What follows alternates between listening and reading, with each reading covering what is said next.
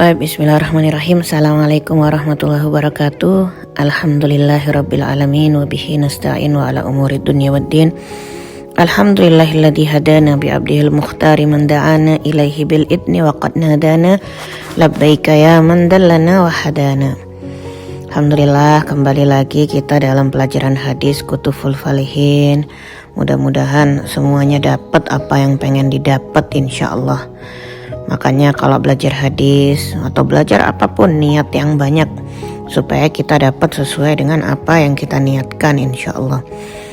Salawat dan salam senantiasa selalu dan selalu kita haturkan kepada Nabi besar Nabi Muhammad sallallahu alaihi wasallam, pembawa syariat mulia, syariat Islam, pembawa hadis yang mulia yang kita pelajari sekarang ini. Insya Allah kita masuk hadis yang ke-54. Kalau kemarin dengerin yang 53, sekarang 54 ya. An Anas radhiyallahu anhu anin Nabi sallallahu alaihi wasallam qala la yu'minu ahadukum hatta yuhibbu li akhihi ma yuhibbu li nafsihi, muttafaqun alaih. Hadis yang cukup terkenal, sering banget kita dengar ya, tentang persaudaraan. Yang artinya tidak sempurna iman seseorang, tidak sempurna iman salah seorang di antara kalian sampai ia mencintai untuk saudaranya apa yang ia cintai untuk dirinya sendiri. Jadi apa yang dia pengenin, dia juga pengen itu terjadi kepada saudaranya. Apa yang dia senengin, ya, dia juga pengen saudaranya memiliki hal yang sama. Kebaikan yang dia dapat, dia pengen saudaranya juga begitu, ya. Bukan misalnya kita yang bagus-bagus, yang kurang bagus, yang kurang berkualitas kita kasih ke dia, nggak begitu ya. Karena kadang saya pribadi masih sering nemuin hal-hal yang demikian gitu ya. Orang tua yang ngajarin anak-anaknya yang nggak bener ya. Misalnya dia lagi motong kue, ada yang jatuh, nah yang jatuh diambil, kasih ini ke temenmu, anaknya sendiri makan yang bagus-bagus. Nggak begitu, harusnya apa yang dia senangi untuk dia dapatin untuk dirinya sendiri, dia juga senang orang lain atau saudaranya dapat demikian. Hal apa yang dia pengenin, dia juga pengen saudaranya dapat yang sama. Itu berarti sempurna iman seseorang. Kita akan bahas ya, la yu'minu ahadukum, tidak sempurna iman salah seorang di antara kalian. Ahadukum itu salah seorang, satu gitu ya. Hatta, sampai atau sehingga, yuhibba, mencintai atau menginginkan ya, li akhihi, li, untuk atau bagi saudaranya, ma yuhibbu li nafsihi, apa yang ia cintai untuk dirinya sendiri. Hadis ini bukan berarti seseorang kehilangan seluruh iman ketika belum mampu mencintai saudaranya seperti mencintai dirinya, tidak ya. Tapi kalau dia mampu ngerjain itu, ya, dia mencintai apa yang dia cintai untuk dirinya sendiri, dia mencintai saudaranya sebagaimana dia mencintai dirinya sendiri, itu sempurna imannya. Bukan berarti yang enggak kehilangan seluruh iman, tidak ya. Para ulama menjelaskan bahwa yang dimaksud tidak sempurna iman seseorang ya, sampai ia memiliki sifat tersebut gitu. Nah kan ini orang udah naik magom, karena nggak mudah gitu ya punya sifat yang seperti ini. Kadang-kadang orang nggak care, nggak peduli, yang penting dirinya udah beres, yang lain masa bodoh gitu. Misalnya ya, sikapnya ini ada sebab akibat ya, antara hak dan kewajiban gitu. Misalnya kita ingin dihormati, maka hormatilah orang lain begitu. Perlakukan orang lain sebagaimana kamu ingin diperlakukan ya. Kamu pengen disapa orang, disenyumin orang, ya kamu juga harus ramah ya. Pengen dibantu ketika kesulitan, ya bantulah orang lain ya. Pengen ditutupi aibnya, ya tutupi aib orang lain. Kemarin kita udah belajar ya. Pengen diberi kesempatan, berikan kesempatan kepada orang lain gitu. Pengen dapetin kebaikan, mendapatkan kebaikan, jangan iri ketika orang lain mendapat kebaikan, dan banyak lagi contoh-contoh yang lain. Jadi ukuran sederhananya, simpelnya itu untuk ngelihat hati kita itu adalah kalau posisi orang lain ditukar dengan posisiku, apakah aku rela diperlakukan seperti aku memperlakukan dia gitu. lihat bagaimana posisimu kalau jadi pada posisi dia gitu, tempatkan. Nah di situ kita akan ngerti, akan ngerasain, akan jauh lebih care gitu. Nah, ada hubungannya dengan hadis sebelumnya yang kita pelajari ya, sangat erat dengan hadis al-muslim akhul muslim. Seorang muslim adalah saudara bagi muslim yang lainnya ya. Nah hadis ini ngejelasin lebih rinci lagi bagaimana sih seharusnya persaudaraan itu diwujudkan ya. Bukan hanya dia saudaraku, tapi aku ingin kebaikan yang aku inginkan untuk diriku juga dirasakan oleh saudaraku ya, saudara sama muslim, khususnya kalau dia dekat banget dengan saudaranya. Apa yang aku miliki dia juga harus punya sama kayak aku ya. Bukan berarti yang sana kualitas lebih rendah, yang ini harus bagus-bagus, yang kita sendiri. Jadi enggak begitu. Bayangin kalau ada 2 orang teman sama-sama mengikuti sebuah seleksi gitu, kedudukan atau gimana, atau lomba mungkin. Keduanya berharap mendapatkan posisi yang sama, posisi yang pertama, posisi yang paling unggul. Nah, ternyata yang salah satu diterima, yang salah satunya tidak gitu, yang salah satunya gagal gitu. Ada 2 kemungkinan reaksi yang bakal muncul, yang bakal timbul. Yang pertama ya, kenapa dia yang diterima? Harusnya kan aku. Hatinya gak seneng melihat keberhasilan temannya.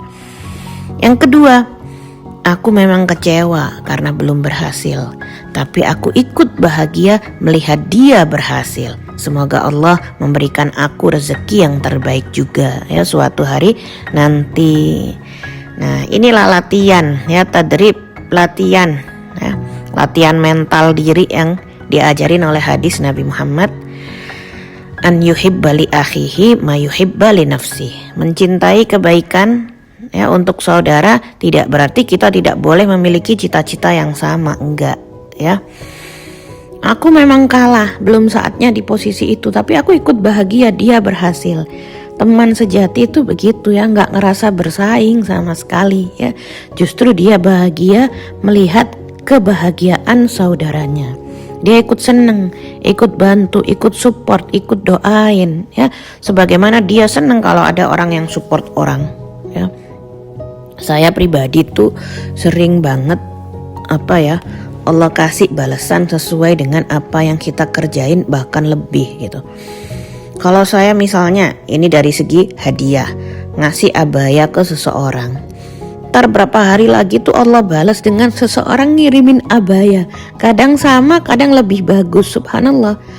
Dan aku pribadi tuh percaya bukan hanya kebetulan, ini emang dari Allah gitu, subhanallah. Mungkin saatnya yang ini dia pakai abaya baru, suatu saat nanti mungkin aku gitu.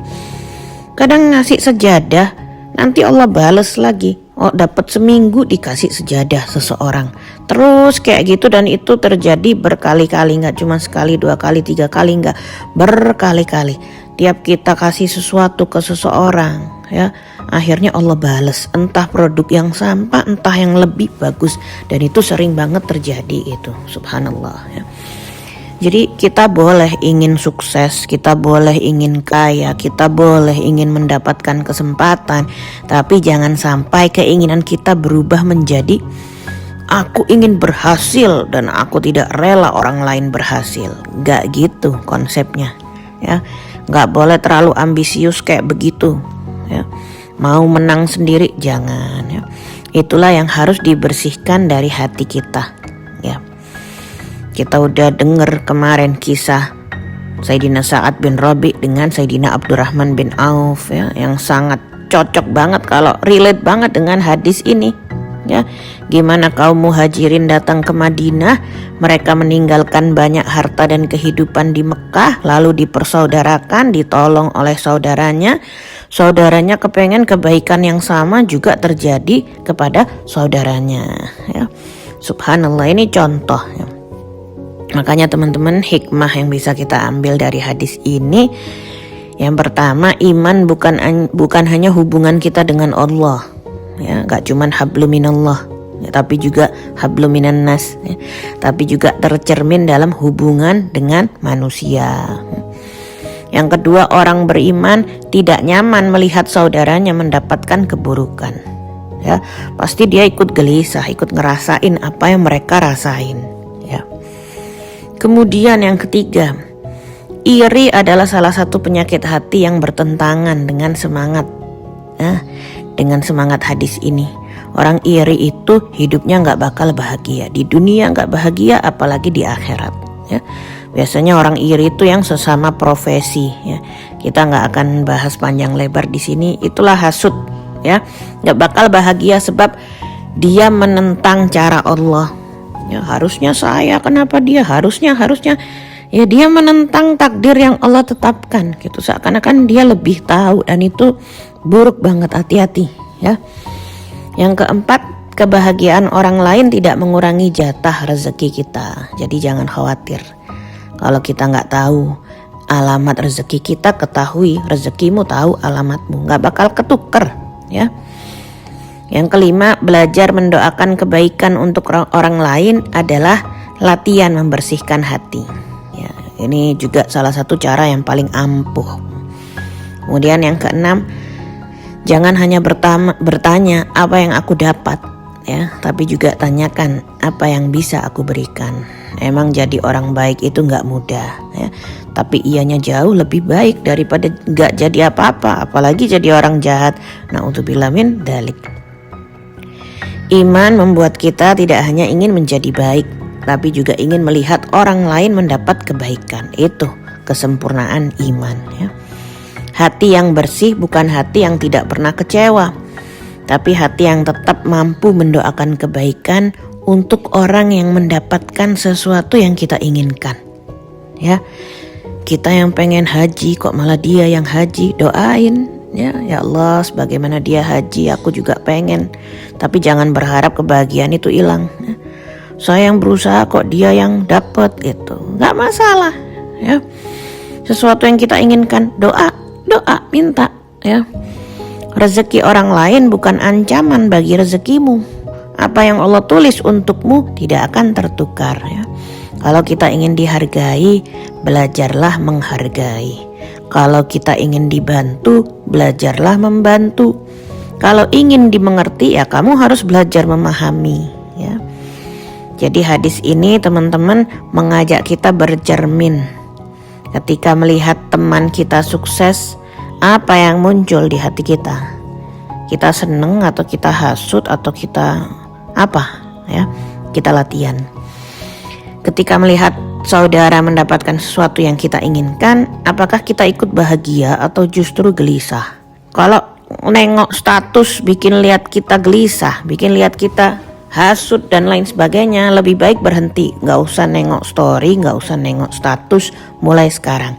Daripada hatimu kacau, ya, hatimu belum siap.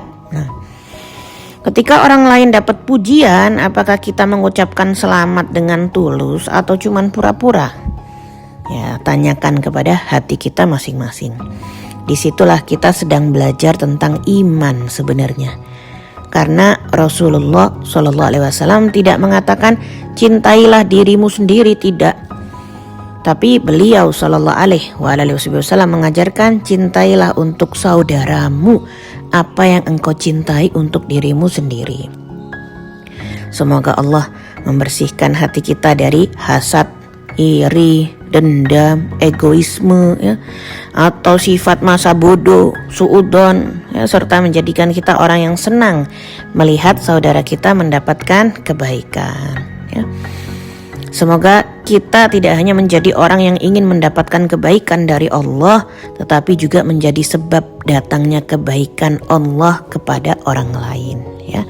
Banyak orang lain tuh dapat macam-macam gara-gara kita. Alhamdulillah kita yang jadi wasilahnya. Begitu kan? Nah, mudah-mudahan yang sedikit ini cukup. Kita pindah ke hadis selanjutnya insya Allah.